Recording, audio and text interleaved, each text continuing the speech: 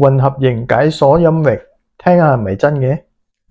金俊秀可以輕鬆唱女聲 key， 田柩國可以挑戰高難度原 key。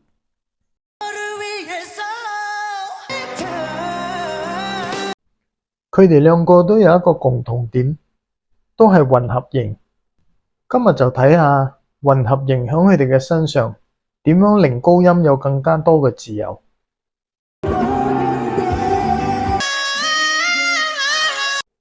混合型係咩？混合型嘅歌手唔係淨係識一種形態，權等於重量，刀等於穿透，風等於流動，三種顏色佢哋全部都可以用。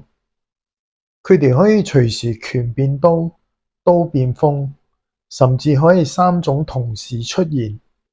呢種隨時切換令佢哋喺高音區有更加多選擇。金俊秀嘅混合型令你聽到響高音區有極高嘅自由度，同埋你可以好明顯咁樣聽到佢把聲，每一句今句就變得好流動，下一句就變得好銳利，再下一句就變得好衝擊，再下一句三樣同時間你都聽到。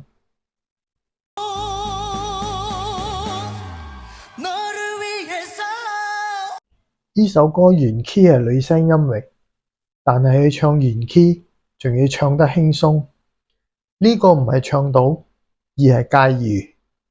你會好明顯咁樣聽到佢嘅高音區好自由。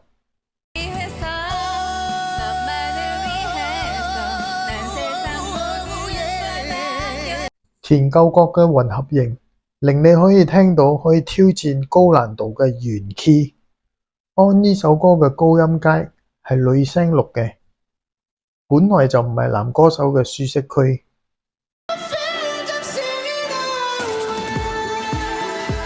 但係總曲照唱到穩定之中依然有變化。你會聽到佢嘅高音區好靈活，同埋你都好明顯咁樣聽到佢每一句嗰把聲都好唔同。所以金俊秀同田柩國嘅 hybrid 令佢哋喺高音區有更加多嘅選擇。而當高音可以自由切換，你會聽到音域變得更加靈活。呢個就係佢哋嘅混合型最有價值嘅地方。你覺得邊個嘅混合型更吸引你？